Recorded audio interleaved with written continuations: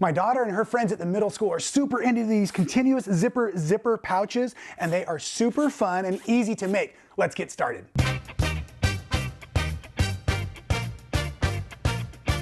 No, seriously, they just zip and unzip and unzip. I just love playing with these things. They're great for those of us who don't know how to settle down.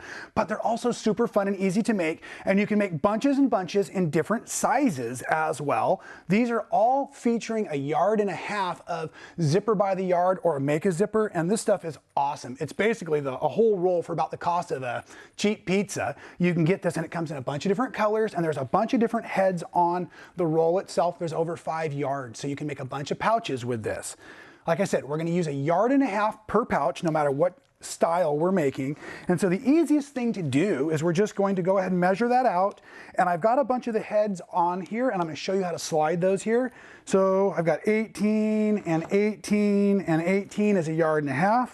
And this doesn't have to be super accurate, but what I do want to know is where to stop. And I've got a pin stuck underneath the table here, so I'm just going to put a quick little pin here. And what I'm going to do now is I'm going to zip these heads, all except for one, all the way down past the pin. And I store it this way at home so that I always have all the heads on the roll.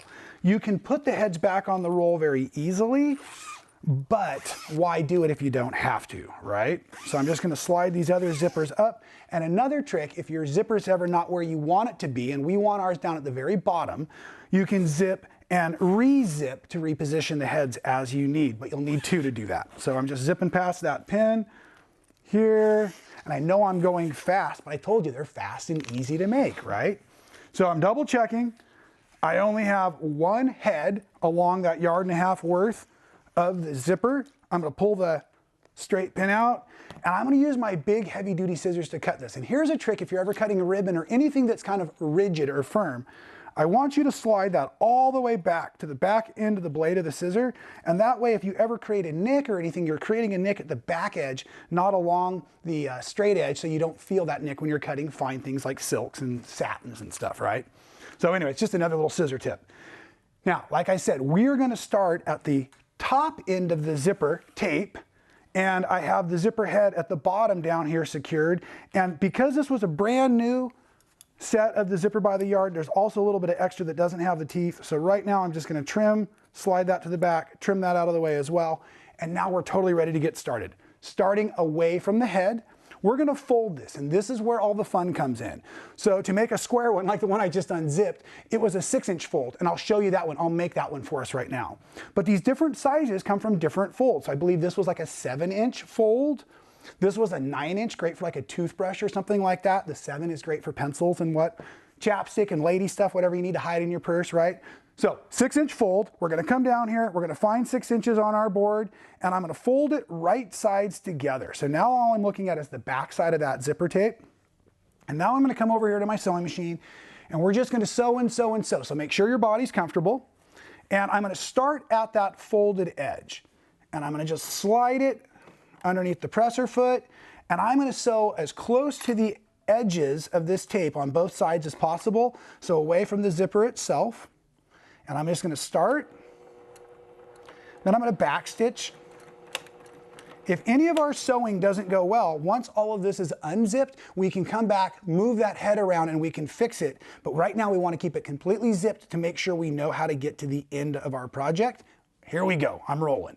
So I'm going to follow that 2 edges of tape all the way down. And as we approach the top end, I know I said bottom, but it's the top end. If you've ever done quilting, it's like we do our quilting binding on our mitering. So I'm going to stop about 1/4 inch back. I'm actually going to set a couple stitches just for security.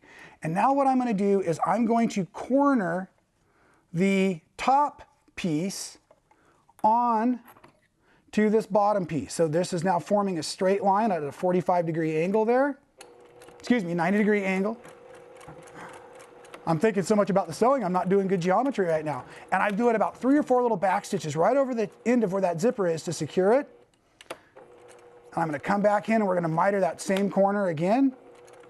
Here, I just wanted to make sure I've got that nicely. And I can bend this around. And another tool that's really handy to have is one of these nice sharp metal stilettos, because this first corner is actually the most challenging part with your fingers of the whole project. Once you get this done, you're dialed in, okay? And then you want to go ahead and fold this out over here so that you're not stitching it onto. We're just getting 2 layers, not 3 layers of our zipper. And here we go. And now as we come into the corners of our racetrack we're building, I'm just going to let this tape fold itself so that the top part's basically right sides out.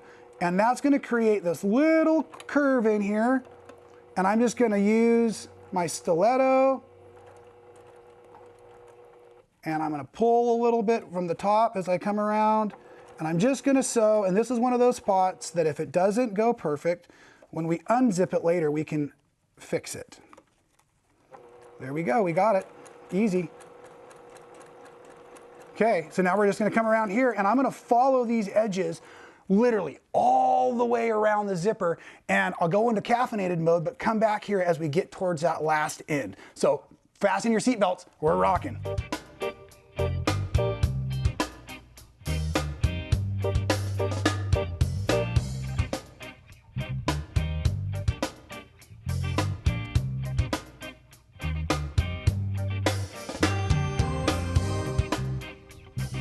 So as I'm returning from hyperspace, let me point out a few things here. Hopefully you can see, here's the head of that zipper coming in. So I do want to be aware of where it's at.